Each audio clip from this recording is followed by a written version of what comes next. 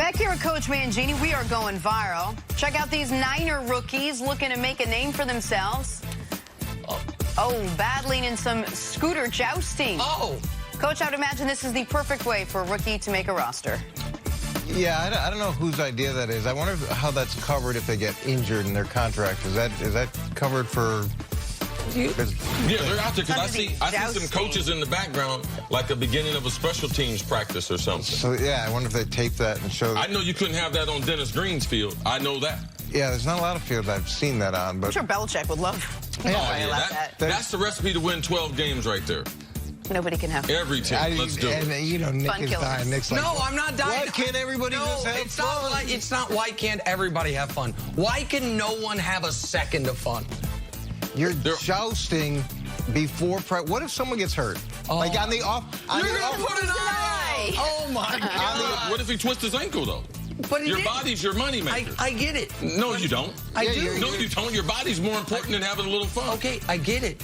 And the coaches, as you guys mentioned, who are out there, decided for one reason or another, this will be okay. And it looks like no one got hurt. But if someone did get hurt, there'd be people getting fired for this. I have and seen, it would be like 20 segments. Nick, I have seen so many bouts of fun.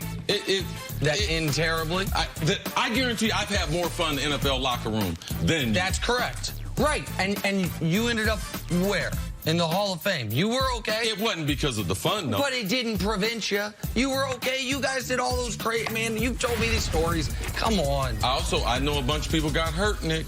Yeah. Listen, no one's more fun than Coach. Yeah, so and we next got break, we'll hear about all your crazy stories.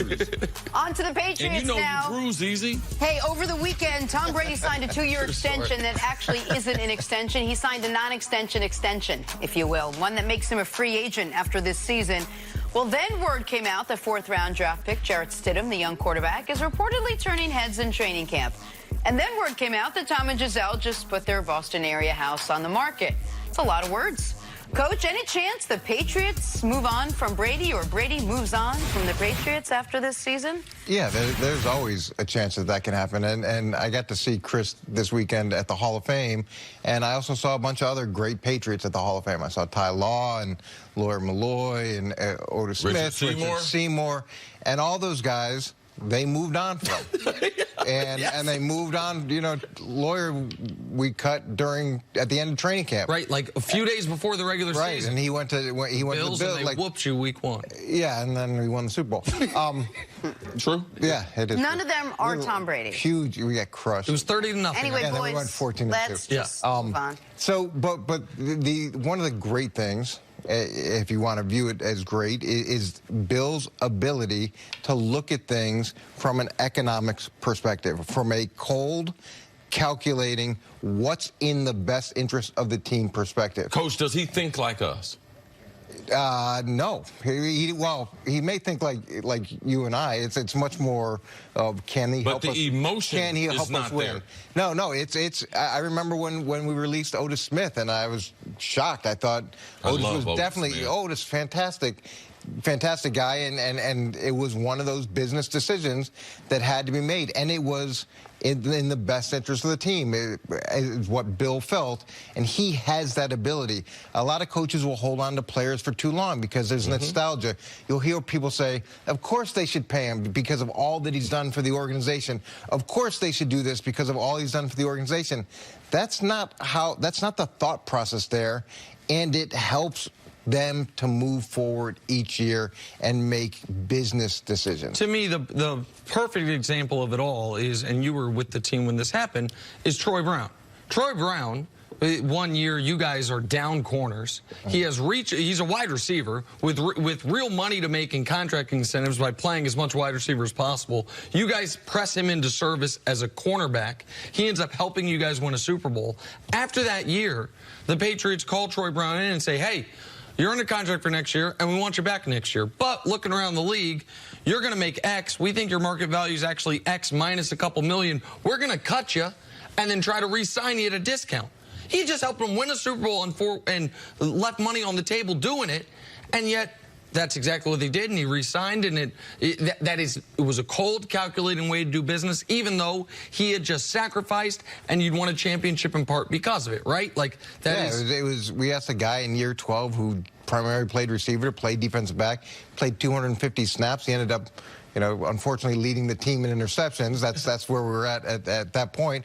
But yeah, they were ready to move on. And there's a year, I think it was Troy, I forget who it was, where they were maybe 2 or 3 receptions away from hitting an incentive. And they played in the final game, but it was more of a, let's get out of this game. We ran the ball a ton. They didn't hit their incentive. And it wasn't, okay, we're going to give you the benefit of the doubt. You missed it by 2 or 3 reps. Here's your money.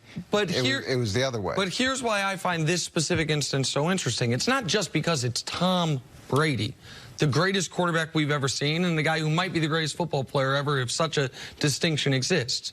It's because it's not only that he will be a free agent after this season unless they give him another new contract during the year. They can't franchise tag him. Like that's the other part of this, is he will hit true unrestricted free agency. So this is a gamble by New England, a gamble that this does not anger Tom Brady to an extent that he's going to say, you know what, I take all these discounts, we win all these Super Bowls, we go to all these Super Bowls. The last 3 years, my resume is greatest Super Bowl comeback ever, league MVP, and then another Super Bowl. And you still won't give me security past this year? Because with respect to Richard Seymour and Ty Law, all these players, none of them are me. None of them are Tom Brady. None of them have the legacy that I have here, and I still can't get 1 year past this year? Nope. And so, well, but that is a gamble. It's a gamble on their behalf, right? It's not really. I mean, he's been there 19 years. Everything is a gamble, Nick. But when you say everything that Tom Brady said, Tom Brady, how much leverage does he have? He said he don't want to play anywhere else. Said he wants to keep one uniform on the whole time. You think he's going to be getting back at Belichick? He decided to go to another team and learn a whole new system, have to go through off-season training, put his kids in another school in another district in another part of the country? You think Tom Brady's going to be like, oh, you know something? I'm going to get back at him. I think Tom's smarter than that. I'm going to give you 3 examples. Number 1 was one of my college teammates. Bill Belichick was an assistant coach. He sat next to Belichick, and you know this player. Very good football player, a pro's pro. He sat next to Belichick every meeting. Belichick never spoke to him the whole year and had the utmost respect for him. Like the utmost. Guy played several roles on the offense. I know 2 coaches. One sitting right here, and another one of my college teammates. Belichick let them go or allowed them to go other places. And you know what, Nick? Life moved on. You would think that all those years those guys had spent with that guy, that there would be something, an emotional attachment. He is not like us. He does not think like we do. And when we try to analyze New England, the thing that upsets me is people try to make them into something different. They try to put their ideology on top of New England. Rob Gronkowski. Oh, you know, that's the Patriot way. He's going to retire, take the offseason, lose 30 pounds, and you know what? Belichick's going to save a spot for him to come back in November. That's not the Belichick that I know. That's not the type of football that he teaches. So he's been consistent about this, and he is not going to change for any one person. If Belichick walks away from New England, it will be because he lost the power to be able to make all the football decisions. Yeah, I know that as my mom has gotten older, she's gotten a little bit more set in her ways, and I can't imagine that Bill is changing as he gets older and as he has more and more success. 3 Super Bowls in a row, oh, I'm getting ready to change. Yeah, no, I don't think so. I think if anything, his philosophy has been reinforced and reinforced again and reinforced again. And there is a efficiency there by not having the emotion going into these decisions, which really allows them to make the right business decisions. And everybody else wants to do that, but he has that ability to remove emotion and just make the hardcore decision year after year after year. And look, could Tom be that part of that decision-making process? Yeah, the only thing that could change it is Robert Kraft. What's the thing you always say when I say, oh, my feelings are hurt, or aren't you worried about how he's going to feel? You're like, those are your feelings. Yeah, I ain't concerned about that. They'll get over themselves or whatever. Those are your feelings. Yes. Coach, thanks for joining us today. Your girlfriends didn't like that. They didn't like that at all. I'll be back, too. I would hope Coach is coming back. Either way. Come back. Whatever. Coming up. I'm emotionally attached to you, Coach. I'm sorry. Way to be hardcore, John. So much. We'll talk some Steelers, Big Ben, AB next on First Things First. I'm all kind of a Clemson now. Keep it 100, Jonas. Okay. You miss me with that.